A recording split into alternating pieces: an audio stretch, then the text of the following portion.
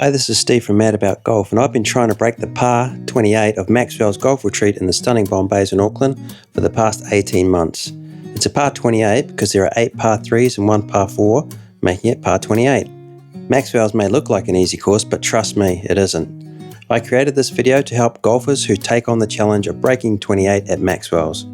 In my Break 28 series, I try to break the par, sometimes by myself and sometimes with friends, and you can view all our episodes here on my Mad About Golf channel. I hope you enjoy it, and hopefully I might see you on the course at Maxwells one day soon. The first hole is a 150 metre par 3 that is straight from tee to green. I normally hit a 6-iron on this hole. Avoid going left if you can, as you'll have tree trouble if you do. And don't go long, as there's a bunker at the back of the green. The green is pretty flat, so no breaks to worry about. A potential birdie hole, but my advice for first time players is take an extra club off the tee to what you think it is.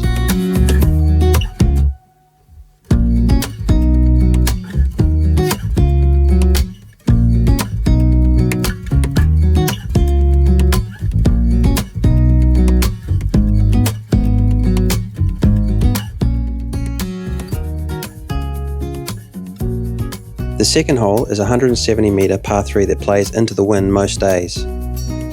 Avoid going left into the trees near the green, as the ground is full of bark, making it challenging to hit off. I normally hit a 4-iron here, but if you have a hybrid, consider that too. The green does have some breaks in it, and in summer it can be pretty quick. I've never birdied this hole and consider it one of the hardest holes on the course.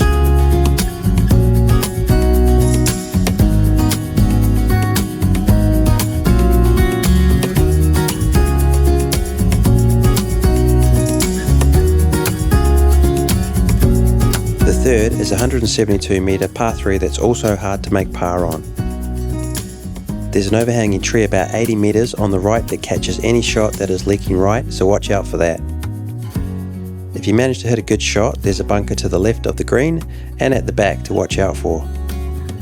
I normally hit a 4 or 5 iron depending on the wind. I've definitely never birdied this hole either.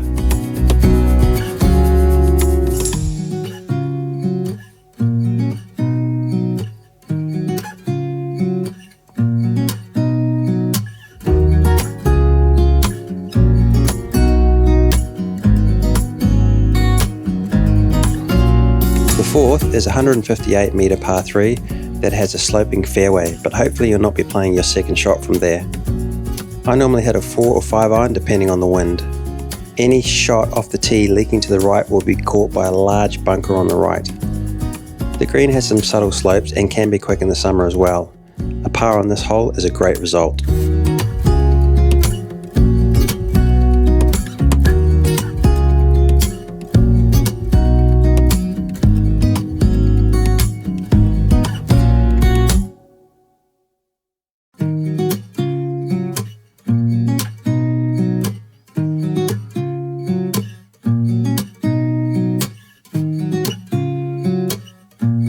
The fifth is my favourite hole on the course, and it's a scenic 134 metre par 3.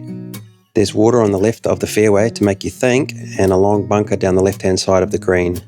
In summer you can play for the bank on the right and the ball will roll down onto the green, but in winter you're going to have to be brave and just go for the green. I normally hit a 7 or an 8 iron here depending on the wind. Definitely a potential birdie hole.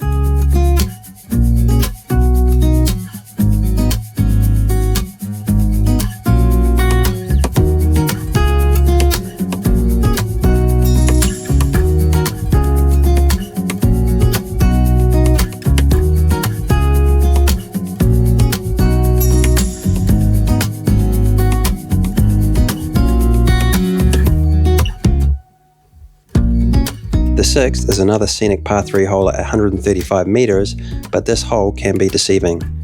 The green is protected by water on the right and a bunker at the back, but the danger is in the shape of the green. It runs diagonally from left to right away from you, but from the tee you can't really see that. If you play it slightly right, you'll end up in the water or the bunker. My advice is to aim for the left edge of the green and take an extra club. I normally hit an 8 or a 9 depending on the wind. A par on this hole is good.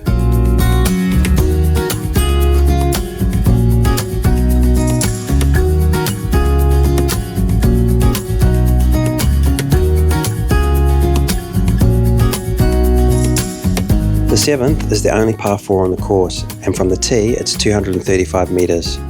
But the tee can sometimes be moved forward so you can go for the green, which is located after a dogleg right.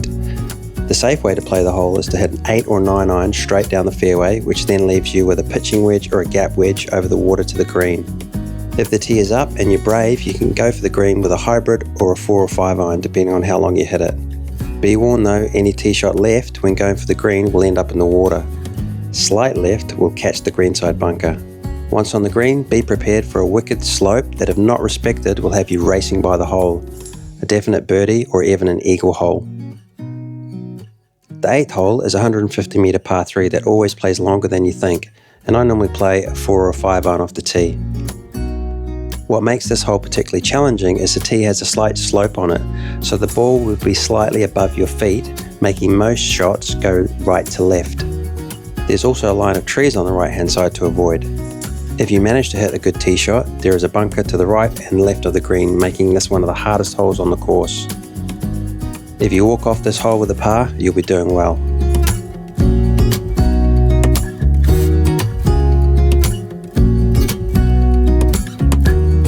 The 9th is a tricky short 98 metre par 3 to finish with, but it also plays longer than you think. The hole rises up from the tee, so any balloon shots will fall short of the green into the bunkers on the left or the right. If you hit it long, there's also a bunker at the back for more bunker trouble. The tee shot for most players will look like a pitching wedge, but trust me, take a 9 iron instead if you want to make the green. The green is fairly flat, so if you hit it, you've got a chance for a birdie.